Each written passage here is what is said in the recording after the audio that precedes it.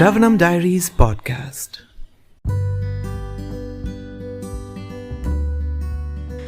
Hare Krishna, we are continuing to read Bhagavad Gita as it is, the book by His Divine Grace, Abhay Charanaravinda Bhaktivedanta Swami Srila Prabhupada.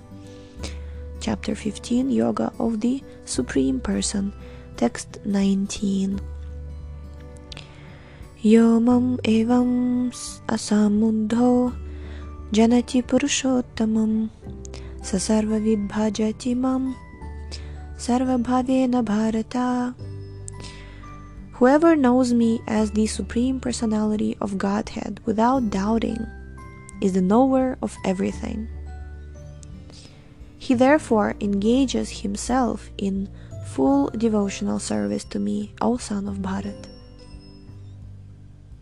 Purport. There are many philosophical speculations about the constitutional position of the living entities and the Supreme Absolute Truth. Now, in this verse, the Supreme Personality of Godhead clearly explains that anyone who knows Lord Krishna to be the Supreme Person is actually the knower of everything. The imperfect knower goes on simply speculating about the absolute truth. But the perfect knower, without wasting his valuable time, engages directly in Krishna consciousness, the devotional service of the Supreme Lord.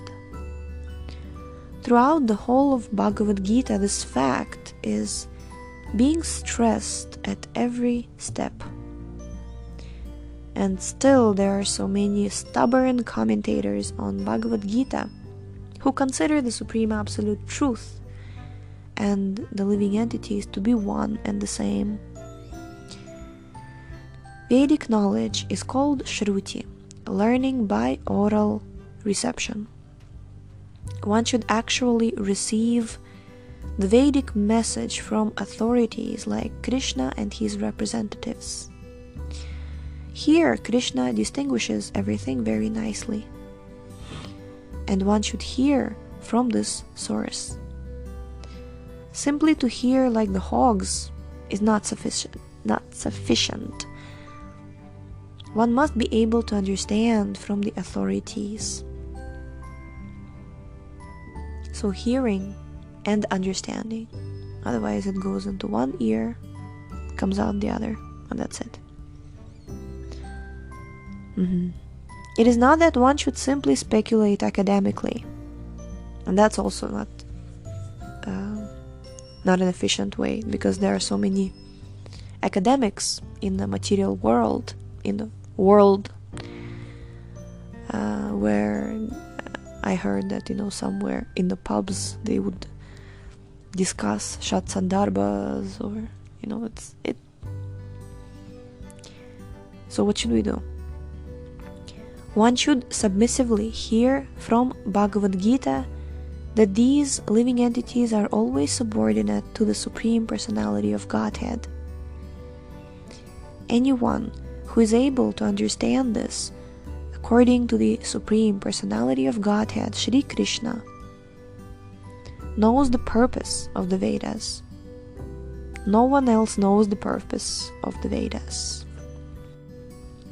The word bhavati is very significant. In many places, the word bhajati, not bhavati, bhajati. In many places, the word bhajati is expressed in relationship with the service of the Supreme Lord. If a person is engaged in full Krishna consciousness in the devotional service of the Lord, it is to be understood that he has understood all the Vedic knowledge. In the Vaishnava Parampara, it is said that if one is engaged in the devotional service of Krishna, then there is no need for any other spiritual process for understanding the Supreme Absolute Truth. He has already come to the point, because he is engaged in the devotional service of the Lord. He has ended all preliminary processes of understanding. But if anyone, after speculating for hundreds of thousands of lives, does not come to the point that Krishna is the Supreme Personality of Godhead and that one has to surrender there, all his speculation for so many years and lives is a useless waste of time. I remember I heard Pankajangri Prabhu describing that because Jananivas Prabhu, his twin brother, both of them were searching for goal of life, absolute truth, and Jananivas Prabhu, he met with Krishna consciousness movement and he got attracted, he joined, and then he met his brother, and Pankajangri Prabhu says that he asked him, so you found something? And he's like, yes, I found everything I was looking for. He's like, so what is it? And Jananivas Prabhu told him, Krishna is the Supreme Personality of Godhead. And Pankajangri Prabhu was like, that's it? That's it? And of course, he also joined, and both of them were serving for decades, for 50 years. It's incredible. And so, yeah, this is the point. There has to be the point that you come to that symbolizes that you have really understood everything. And this is it. Next text. Wait. Govinda. I'm sorry. Okay. So, text 20. Iti guhyatamam shastram idam uktam maya naga etad buddva buddhiman syat kritakrityas cha bharata kritakrityas cha bharata. This is the most confidential part of the Vedic scriptures, O sinless one, and it is disclosed now by me. Whoever understands this will become wise, and his endeavors will know perfection. Purport. The Lord clearly explains here that this is the substance of all revealed scriptures. And one should understand this as it is given by the Supreme Personality of Godhead. Thus one will become intelligent and perfect in Vedic transcendental knowledge. In other words, by understanding this philosophy of the Supreme Personality of Godhead and engaging in his transcendental service, everyone can become freed from all contaminations of the modes of material nature. Devotional service is a process of spiritual understanding. Interesting definition of devotional service. It's a process of spiritual understanding. Wherever devotional service exists, the material contamination cannot coexist.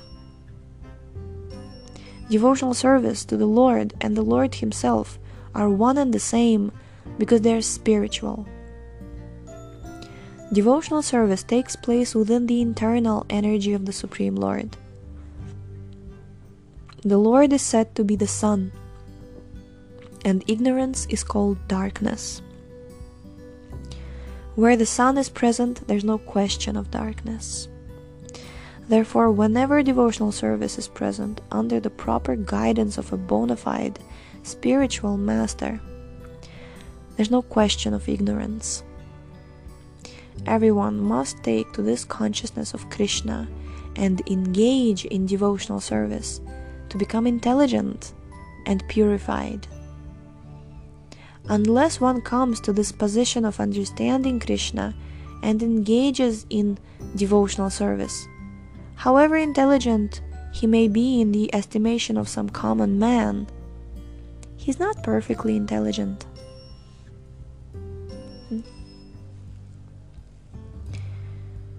The word anagha, by which Arjuna is addressed, is significant. Anagha means, O sinless one. means that unless one is free from all sinful reaction, it is very difficult to understand Krishna. One has to become free from all contamination, all sinful activities, then he can understand. But devotional service is so pure and potent that once one is engaged in devotional service, he automatically comes to the stage of sinlessness. While one is performing devotional service in the association of pure devotees in full Krishna consciousness, there are certain things which require to be vanquished altogether. The most important thing one has to surmount is weakness of the heart. The first fall down is caused by the desire to lord it over material nature. Thus one gives up the transcendental loving service of the Supreme Lord. The second weakness of the heart is that as one increases the propensity to lord it over material nature, he becomes attached to matter and the possession of matter. The problems of material existence are due to these weaknesses of the heart. In this chapter, the first 5 verses describe the process of freeing oneself from these weaknesses of heart. And the rest of the chapter, from the 6th verse through the end, discusses Purushottama Yoga. So let's remember, what was that? Process of freeing yourself from the weakness of the heart. Remember the axe and the weapon. The axe, the weapon of detachment that you chop off your tree. That's the process. And of course, there were some other details. Let's go back and see. Okay, so there in text number 4, it was said the first 5 verses, right, describe.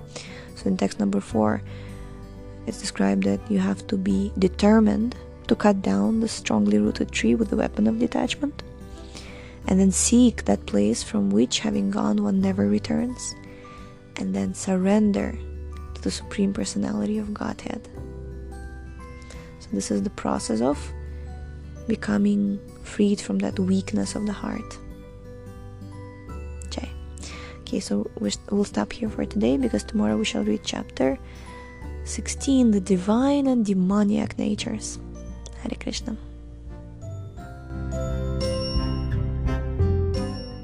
Thank you so much for tuning in today. The book links, previous episodes timeline, and biography of the author can be found on shravanamdiaries.com. The link is in the description, and we shall see you tomorrow. Hare Krishna